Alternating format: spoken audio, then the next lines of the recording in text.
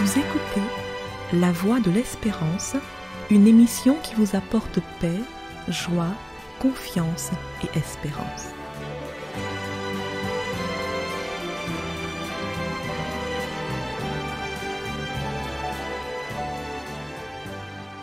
Bonjour la Guyane et bonjour à tous depuis la Guyane. C'est rare, mais c'est beau.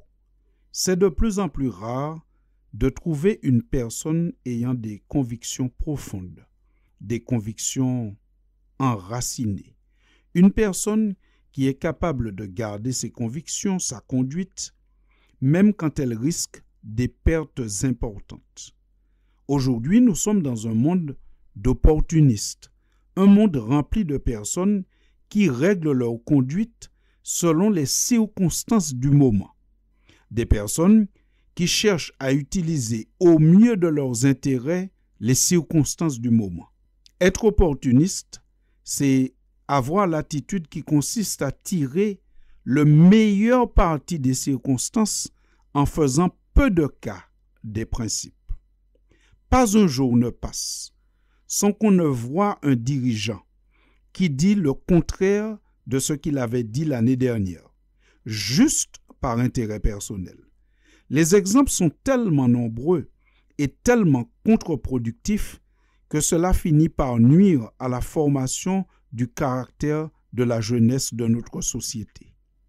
Nous ne sommes pas en train de dire qu'une personne ne peut pas changer d'avis ou de conduite. Oui, on peut changer de conduite et d'avis quand on a de nouvelles informations, de nouvelles connaissances qui apportent une vision différente. On peut changer d'avis parce qu'on évolue et qu'on comprend mieux les choses. Mais ce processus, il est plutôt sain. Il est même biblique et s'appelle la conversion. Ça n'a rien à voir avec le fait d'être opportuniste. Celui qui est opportuniste ne change pas d'avis parce qu'il a appris de nouvelles choses et qu'il a compris que ce qu'il faisait dans le passé n'était pas bien, mais simplement il change d'avis ou de conduite pour avoir des gains par intérêt. Alors peu importe si ce qu'il faisait avant était bien et que maintenant ce qu'il fait est mal, ce n'est pas ce qui est important. Ce qui est important pour l'opportuniste, c'est d'augmenter ses gains, de travailler toujours à son intérêt personnel. Tandis que la conversion, c'est un changement d'avis ou de comportement ou de manière de penser sur un point parce qu'on a découvert ce qui est mieux et qu'on cherche à faire ce qui est bien. La Bible en parle largement dans le chapitre 4 du livre des Éphésiens. L'apôtre Paul dit que ceux qui n'obéissent pas à Dieu, ceux qui font le mal, c'est parce qu'ils ont l'intelligence obscurcie, qu'ils sont étrangers à la vie de Dieu à cause de l'ignorance qui est en eux et à cause de l'endurcissement de leur cœur. Fin de citation. Ceci se trouve dans Éphésiens 4 au verset 18. Et puis il parle du processus de la conversion. Toujours dans Éphésiens chapitre 4 au verset 23, il parle en disant que le Christ nous enseigne à être renouvelés dans l'esprit de notre intelligence. Ce qui montre bien qu'on peut changer d'avis et de comportement.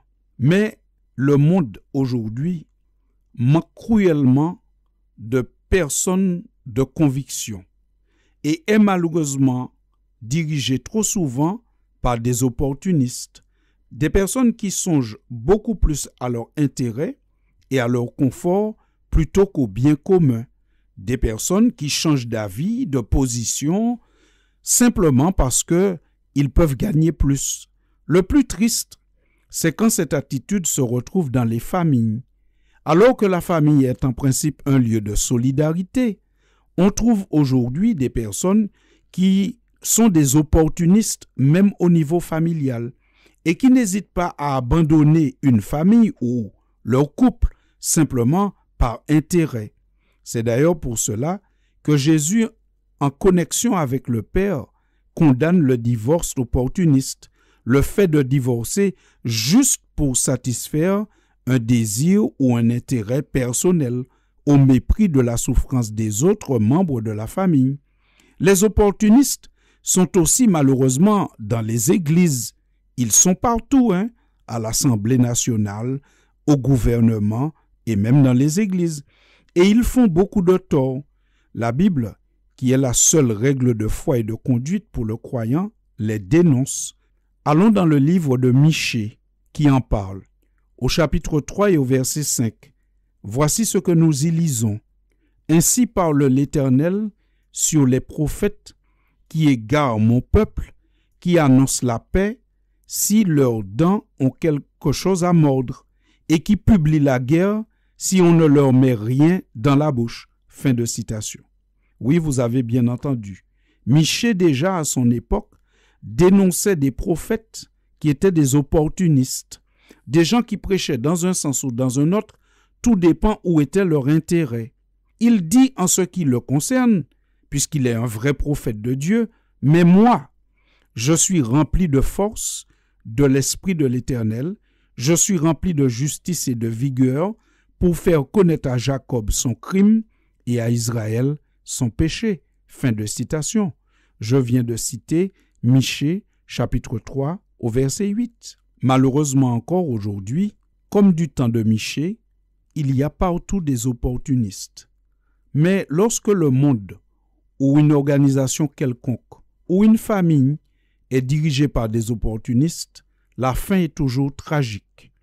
Nous lisons maintenant Michée chapitre 3, versets 11 et 12.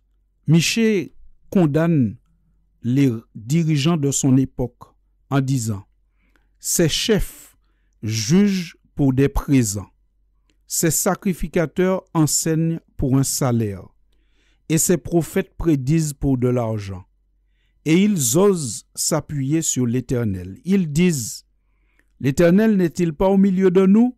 Le malheur ne nous atteindra pas. » C'est pourquoi, à cause de vous, à cause de ces dirigeants opportunistes, Sion sera labouré comme un champ, Jérusalem deviendra un monceau de pierre et la montagne du temple une sommité couverte de bois. Fin de citation. Dans le monde d'aujourd'hui, il y a malheureusement trop d'opportunistes et pas assez d'hommes de conviction. Nous ouvrons aujourd'hui une petite série dans laquelle nous allons vous présenter des hommes de conviction, soit de nos contemporains, soit de l'époque biblique. Cela va nous rappeler que ce dont le monde a le plus besoin, c'est d'hommes qu'on n'achète pas, qui ne se vendent pas, des hommes profondément loyaux et intègres, des hommes qui ne craignent pas d'appeler le mal par son nom et de qualifier le bien aussi par son nom, des hommes dont la conscience est fidèle à leur devoir, le devoir qu'ils doivent accomplir, qui ne sont pas des opportunistes, des hommes qui s'attachent à la vérité, à la justice et au bien, même si l'univers devrait s'écrouler. Vous les découvrirez dans notre série qui commence aujourd'hui, ces hommes de conviction qui ont marqué l'histoire biblique, mais aussi qui marquent l'histoire contemporaine, parce que s'il est vrai qu'il y a un grand nombre d'opportunistes dans ce monde, eh bien il faut croire qu'il y a aussi encore quelques personnes de conviction et qu'il y en a toujours eu. À l'époque biblique, il y en a qui étaient tellement convaincus qu'ils sont devenus des martyrs, préférant garder leurs convictions même au risque de leur santé ou de leur vie ou de tous leurs biens matériels. Pensez-vous qu'il soit nécessaire d'avoir des hommes de conviction, des femmes de conviction aujourd'hui dans ce monde? Ou alors, pensez-vous qu'il soit encore possible d'avoir des hommes et des femmes de conviction? Nous répondons sur la base de la Bible, oui, il est possible d'avoir encore des hommes et des femmes de conviction et nous les découvrirons dans notre série à venir. Chers auditeurs, je voudrais vous laisser en vous disant à très bientôt pour la suite, mais surtout en vous rappelant que le monde a besoin d'hommes et de femmes de conviction. Pourquoi ne pas être nous le début de cette race d'hommes et de femmes de conviction? Merci pour votre attention et à très bientôt pour une prochaine édition. C'était La Voix de l'Espérance, une émission préparée par l'Église adventiste du 7e jour. Si vous désirez avoir une copie de la causerie d'aujourd'hui, demandez-la. Elle vous sera donnée gracieusement. Écrivez à La Voix de l'Espérance, boîte postale 169 97 324, Cayenne, CEDEX, ou téléphonez au 0594 25 64 26. Merci chers auditeurs et à bientôt.